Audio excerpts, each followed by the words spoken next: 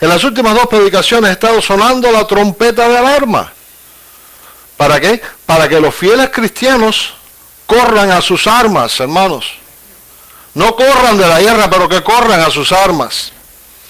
Y para que estén listos para defender el reino de Dios en todo momento.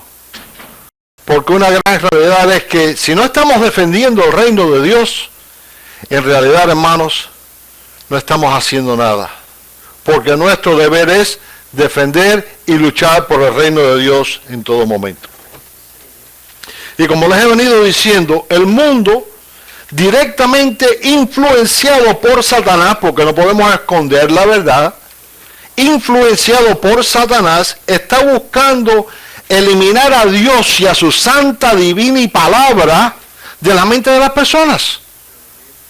Esto es algo que le he venido diciendo. Está tratando de eliminar a Dios, especialmente en la última predicación. Si se acuerdan que les prediqué acerca de la nueva teoría del ADN. Está tratando de eliminar a Dios y su santa palabra de la mente de las personas. El mundo directamente influenciado por Satanás está cambiando la verdad de Dios por doctrinas, filosofías, cosas humanas y todo en el nombre de progreso. En el nombre del progreso, ¿cuántos han escuchado la frase el movimiento progresivo? Yo estoy seguro, especialmente ahora en esta época que estamos en las elecciones que se aproximan para el 2020 y hay tantas personas nombradas, ¿no? Y no, porque son del movimiento progresivo, pero la realidad es que el movimiento progresivo, hermanos, es una frase pegajosa, porque a quien no le gusta progresar. Levánteme la mano aquí al que no le gusta progresar. Todos queremos progresar, todos queremos avanzar, todos queremos mejorar. Amén. Entonces el movimiento progresivo suena a una cosa, fantástica, vamos a progresar, vamos a movernos hacia adelante. Pero en realidad el movimiento progresivo no es progresivo, sino que es regresivo. Escuchen bien, es un movimiento regresivo. ¿Por qué digo que es regresivo? Lo digo porque este movimiento, lo único a lo que nos conduce es a cometer los mismos errores del pasado. Escuchen bien. El movimiento progresivo conduce a que muchos cometan los mismos errores que cometió el pueblo de Dios escogido. El pueblo de la antigüedad que Dios escogió, que Dios liberó, cometió enormes errores. Y cuando hacemos estudios bíblicos acerca de Israel y Judá y los reyes y todo lo demás, nos damos cuenta, pero ¿cómo puede ser que después de haber visto estos milagros, de ver estas señales, de sentir la presencia de Dios entre ellos, le hayan dado las espaldas a Dios? Bueno, ¿saben por qué fue? Porque se unieron al movimiento progresivo.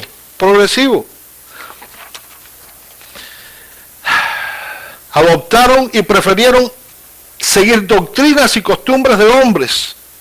Y yo te digo, cuidado con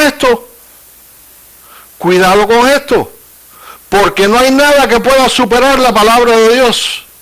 Por muy bueno que piensen las personas que una persona es, puede decir, no, porque el pastor José predica, pero usted sabe, pero muy bien, y enseña, y todo lo que ustedes quieran. Pero hermanos, si yo no estoy predicando lo que está en la palabra de Dios, no me sigan.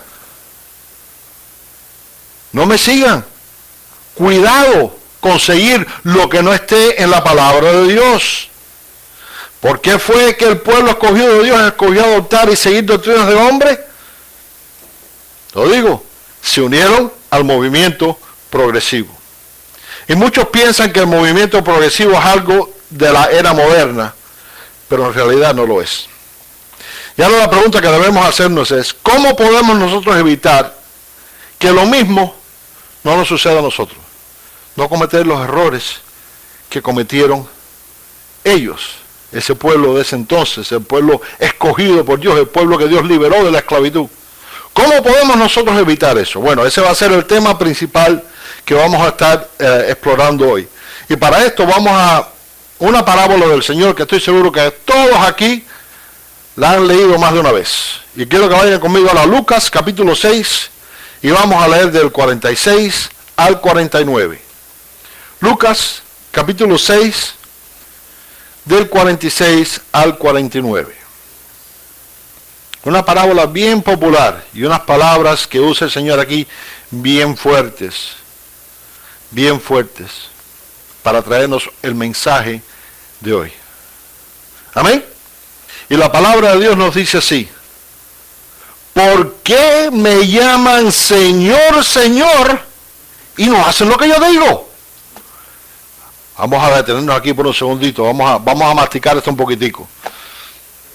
¿Por qué me llaman Señor, Señor, y no hacen lo que yo digo?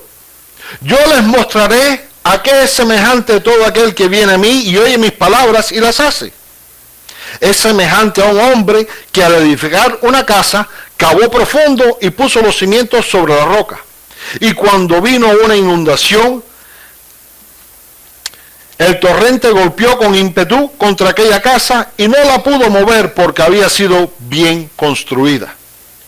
Pero el que oye y no hace es semejante a un hombre que edificó su casa sobre tierra sin cimientos. El torrente golpeó con ímpetu contra ella, enseguida cayó y fue grande la ruina de aquella casa. Todos aquí hemos leído esto, amén. 20,000 veces, amén. Aquí hay una tremenda lección para cada uno de nosotros. Y quiero que prestemos mucha atención aquí al primer versículo, porque el Señor dice: ¿por qué me llaman Señor, Señor, y no hacen lo que yo digo? Hermano, les llamo la atención a este versículo porque en él encontramos la razón principal por la que el pueblo de Dios dejó de existir por más de 2000 años. ¿Por qué? Pues sí, Señor, Señor, Señor, pero no hacían lo que Dios les decía, sino que hacían todo lo opuesto. Dios los liberó de la esclavitud, los guió por el desierto, señales y prodigios. ¿Cuántas cosas no hizo Dios? Y el Señor les dio exactamente, hermanos, cómo tenían que hacer las cosas, porque el Señor les dio instrucciones específicas de cómo tenían que conducir sus vidas. Y también les dijo claramente lo que la obediencia y desobediencia causarían. ¿Y saben lo que escogieron ellos? La desobediencia. El resultado final ya lo sabemos, al igual que Jesucristo lo sabía cuando hizo esta pregunta. Y de aquí tenemos mucho, pero mucho que aprender nosotros. Digo esto porque con frecuencia nosotros hacemos igual que el pueblo de ese entonces. Con frecuencia proclamamos con nuestras voces que seguimos y servimos a Cristo. Pero en realidad no hacemos lo que Él nos manda. No hacemos lo que nos manda.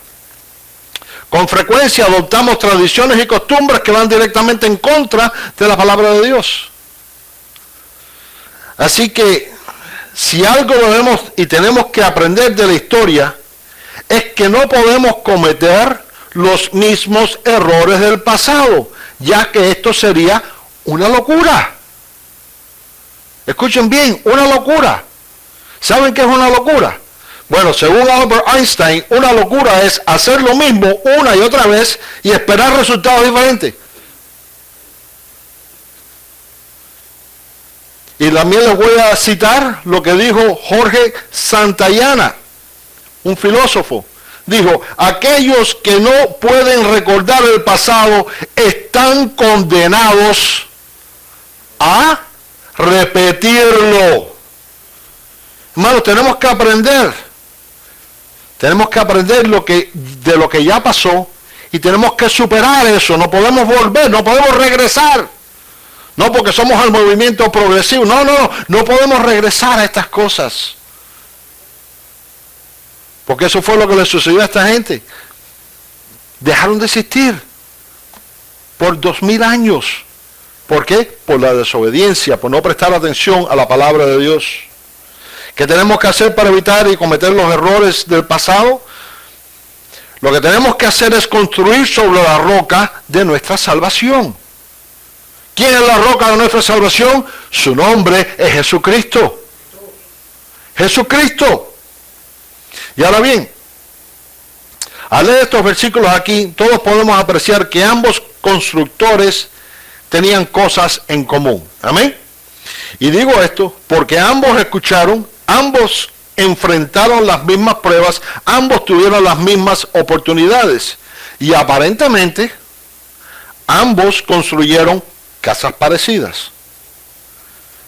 Presten atención. Pero a pesar de que ambos tenían estas cosas en común, la naturaleza de cada hombre era completamente distinta. Distinta. Y como podemos apreciar, el Señor nos dice aquí que uno era prudente. De la persona que tienes al lado, era prudente. ¿Qué quiere decir esto? Esto quiere decir que sabía discernir y distinguir entre el bien y el mal y escoge hacer lo bueno. Esta es la persona prudente. Amén. Mientras que el otro le llamó insensato. Esto quiere decir que era descuidado, falto de razón o de entendimiento y quizás lleno de presunción o vanidad infundada y ridiculada. ¿Qué les estoy diciendo con esto? Bueno, vamos a seguir aquí para que entiendan bien. Dice la palabra aquí, nos dice: yo les mostraré a qué es semejante todo aquel que viene a mí y oye mis palabras y las hace. Dile que tienes al lado: oye mis palabras y las hace. Es semejante a un hombre que al edificar una casa cavó profundo y puso los cimientos sobre la roca. ¿Dónde puso los cimientos? Sobre la roca. Jesucristo. Y cuando vino una inundación, el torrente golpeó con ímpetu contra aquella casa y no la pudo mover, porque había sido bien construida. ¿Qué nos está tratando de enseñar el Señor con esto? Lo que el Señor nos está enseñando con esto es que la fundación sobre la que tenemos que edificar es la verdad de Dios. Tenemos que edificar sobre la verdad de Dios. ¿Qué es la verdad de Dios? Su Hijo amado Jesucristo, que vino a este mundo a sacrificar su vida por ti y por mí. Tenemos, hermanos, que construir sobre la verdad de Dios. Y el Señor nos está diciendo aquí que nuestra obediencia es lo que solidifica esa fundación. Nuestra obediencia. Digo esto porque, como podemos apreciar, el Señor no hizo distinción acerca de estas casas. Quiero que presten atención a esto. Esto es importante. Él no hizo distinción acerca de estas casas. Él no dijo una casa era de 2 pisos, la otra era de 1. No. Las casas eran iguales o muy similares. Él no hizo distinción acerca de las casas. Esto quiere decir que la apariencia externa de las casas no son la clave, sino que la clave son ¿qué? Los cimientos. Los cimientos. Y como vengo diciendo hace 2 semanas, tenemos que prepararnos para las tormentas que se acercan en el horizonte. Porque las cosas continúan de mal en peor. Tenemos que edificar, fortalecer y reconstruir, pero de nada nos valdrá hacer toda esa labor si primero no estamos seguros que estamos edificando sobre una base sólida. Sólida. ¿Qué significa edificar sobre una base sólida? Edificar sobre una base sólida significa que conduciremos una vida fundamentada en una relación personal con Cristo. Edificar sobre una base sólida significa que vamos a perseverar y guardar la palabra de Dios en todo momento.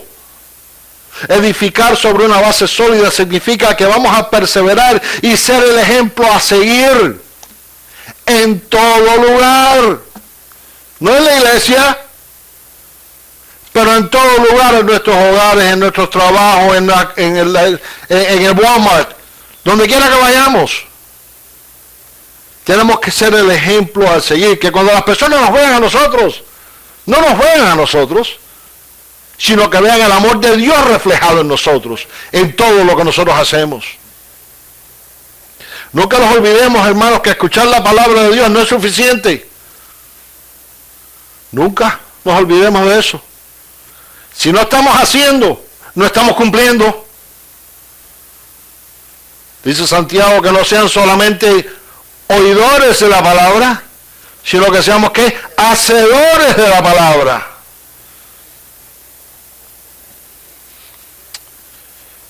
Si no ponemos en práctica lo que escuchamos, tarde o temprano esto nos va a conducir a la ruina espiritual.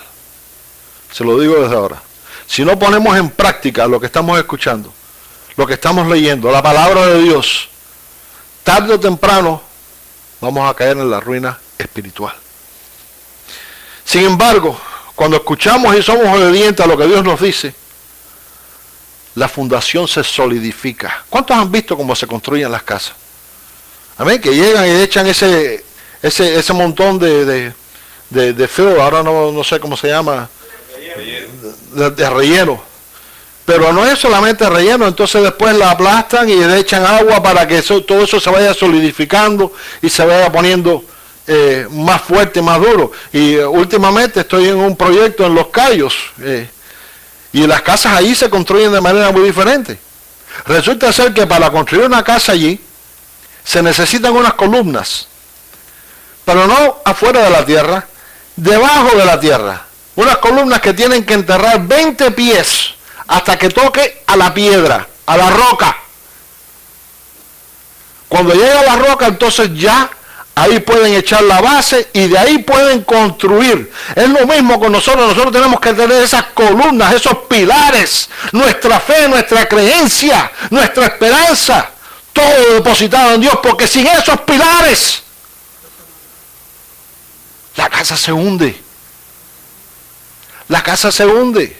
Si no hay una fundación sólida, la casa se hunde. La casa se hunde. Cuando somos obedientes a lo que Dios nos dice, la fundación se solidifica y podemos edificar una vida capaz de soportar todo ataque del enemigo. Podemos edificar una vida capaz de resistir cualquier tipo de tormenta. Y todos aquí tenemos tormentas.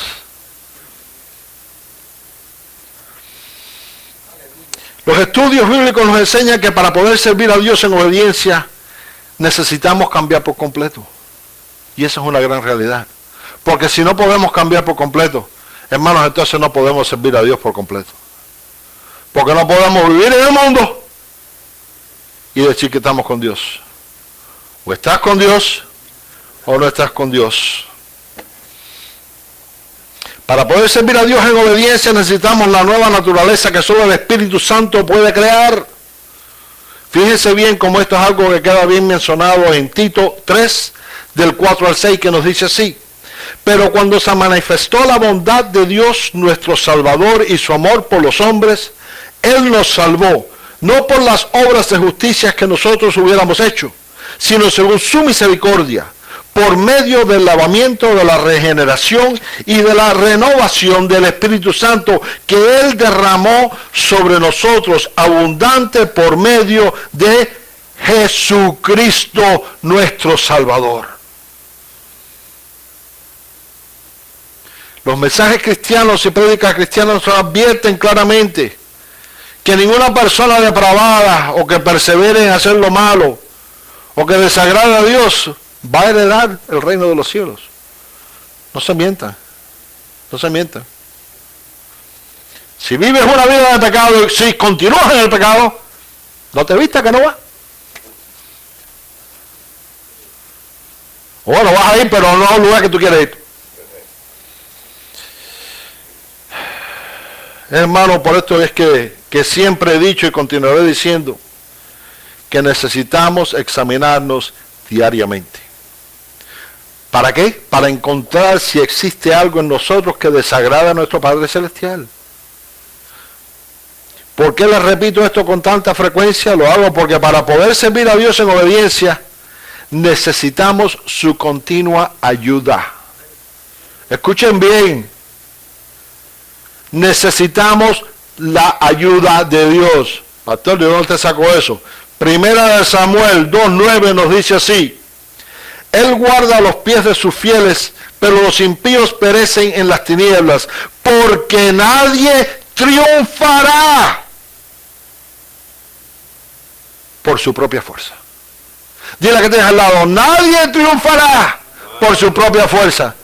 Por muy fuerte que tú pienses que tú eres, por muy espiritual que tú piensas que tú eres, tú no puedes resistir sin la ayuda de Dios.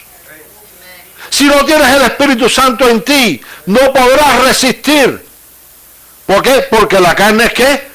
Débil. Sin embargo, donde está Dios, tiene que huir el demonio. Donde está Dios, no puede haber nada que te pueda influenciar. Y es por eso que les digo, tenemos que examinarnos diariamente. ¿Hay alguna acción o falta de acción que nos está separando de la presencia de Dios? Hermanos, al igual que estos dos hombres en la parábola que estamos examinando hoy, todos aquí tenemos algo en común. Todos aquí tenemos algo en común. A pesar de que tenemos diferentes opiniones acerca de las cosas, porque yo sé que cada uno aquí tiene una opinión diferente de todas las cosas. Lo que todos aquí tenemos en común es que todos estamos buscando fortalecer nuestra relación con Dios. Porque si no fuera así, no estuviéramos aquí en este momento. Pero estamos aquí, ¿por qué? Porque queremos restablecer, fortalecer nuestra relación con Dios. Y ahora la pregunta es, ¿cómo podemos lograr este objetivo? Hermanos, para lograr este objetivo de fortalecer nuestra relación con Dios y poder edificar sobre la roca, lo primero que tenemos que hacer es en concentrarnos en ser como la palabra de Dios nos llama a ser. Escuchen bien. ¿Cómo nos llama la palabra de Dios a ser? Despierta que tienes atrás y dile, Dios te llama a vivir en santidad.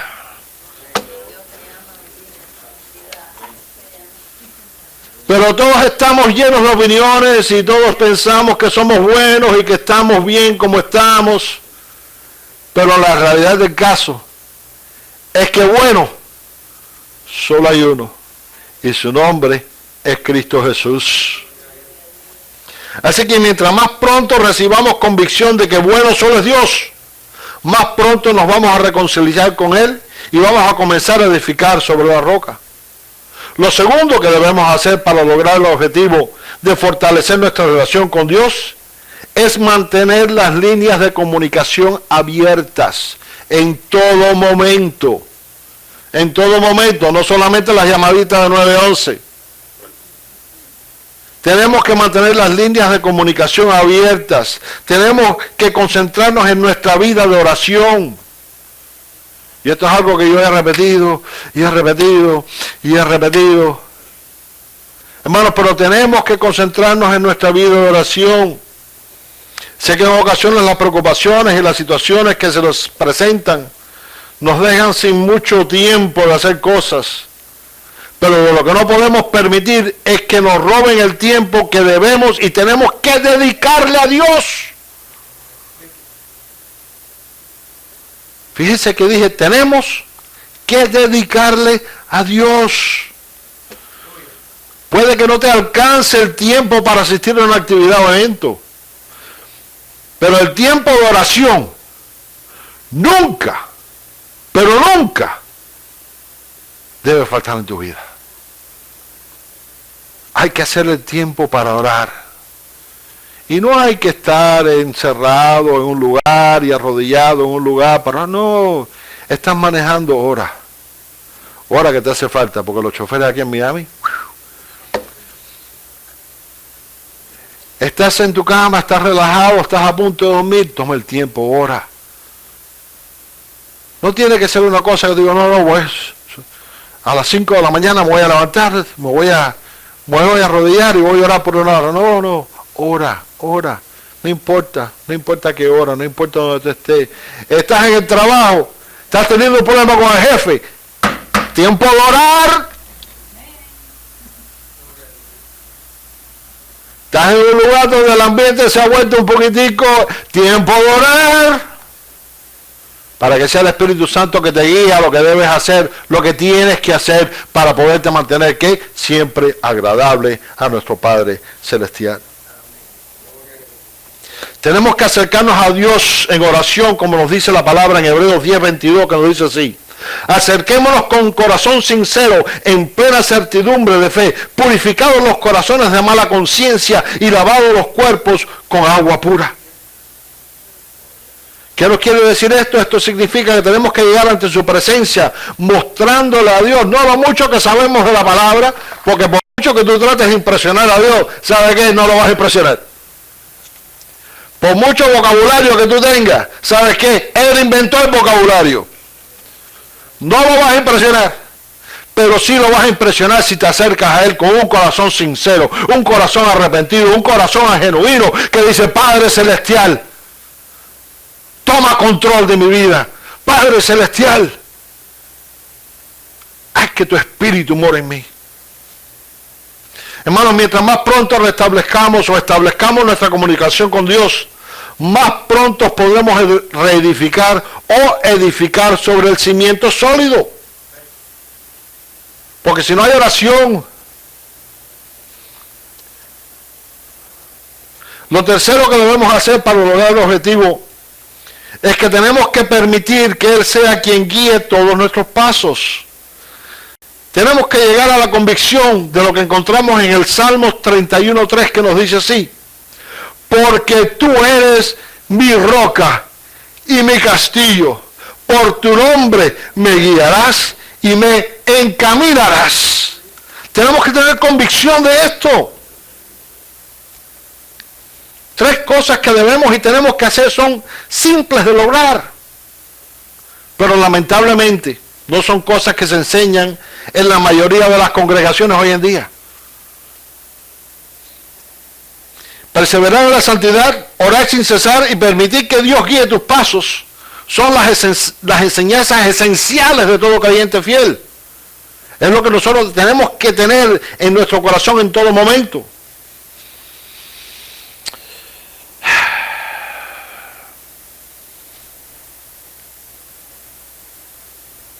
Pero muchas de estas cosas han sido reemplazadas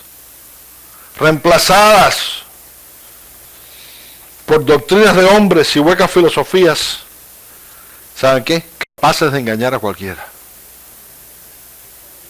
Y han engañado a millones de personas. Existen muchas personas, al igual que el segundo constructor en esta parábola. Existen muchas personas que están enfrentando o que están por enfrentar una gran destrucción.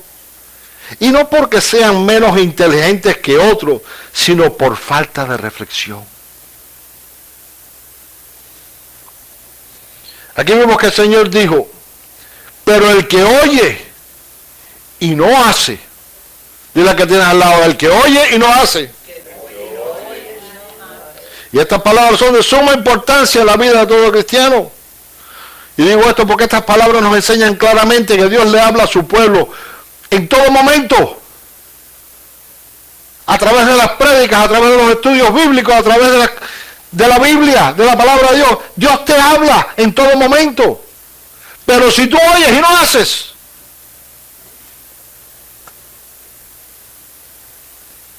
¿y qué es lo que esto también nos enseña? Esto nos enseña que Dios no te obliga a hacer. Dile a la persona que tienes a tu lado, Dios no te obliga a obedecer.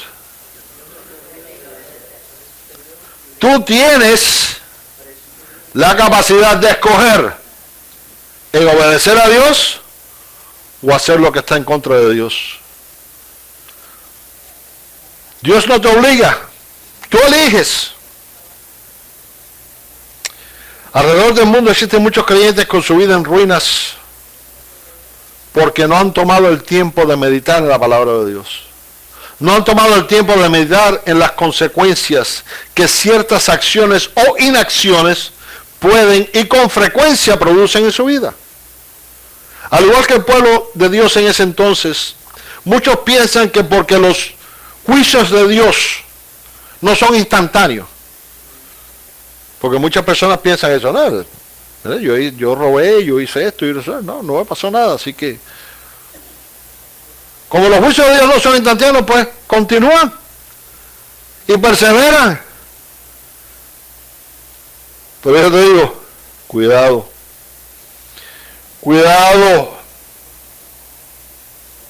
porque el Señor lo dice aquí bien claro. Dice, pero el que oye y no hace,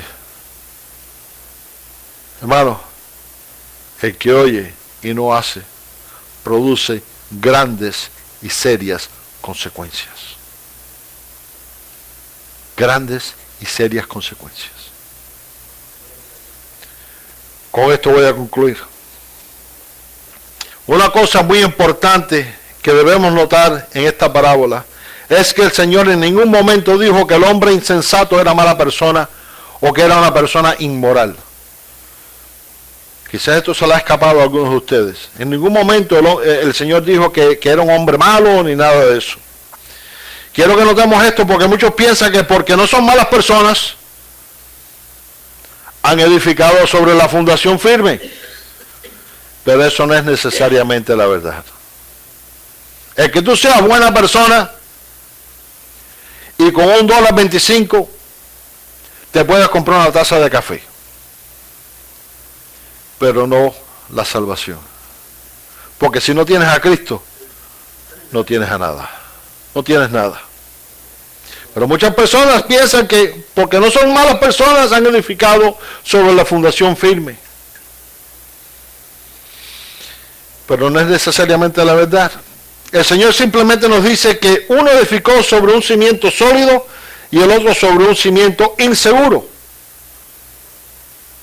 La roca y la tierra. Y vamos a decirle lo que es, fango. Y ahora yo pregunto, ¿sobre qué cimiento has edificado tú? Lo interesante acerca de los cimientos es que no se ven a la vista de los humanos. Porque después que está hecha la casa, ya tú no ves los cimientos. Pero, las pruebas sí lo revelan inmediatamente. Inmediatamente. Existe un gran contraste entre la manera que ambas casas soportaron la prueba. La casa construida por el prudente soportó todas las pruebas. Todas las pruebas. ¿Por qué? Porque estaba construida sobre la roca. Mientras que la casa del insensato se derrumbó. Hermanos, Cristo es nuestro cimiento. Y esto es algo fácilmente encontrado en 1 Corintios 3:11 que nos dice así. Porque nadie puede poner otro fundamento que el que está puesto, el cual es Jesucristo. Y toda otra cosa fuera de Cristo es simplemente fango. Y tarde o temprano, lo que tú construyes arriba del fango se destruye. Muchos construyen sus esperanzas en la prosperidad mundana, otros en una profesión externa de religión, y sobre esta se arriesgan a edificar, pero están edificando sobre el fango. Fango. Están edificando estructuras débiles, incapaces de resistir las pruebas y las tormentas que se acercan en el horizonte.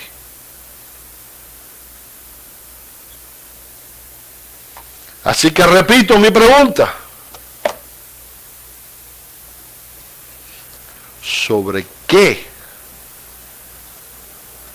fundamento has edificado tú? Amén. Gloria a Dios.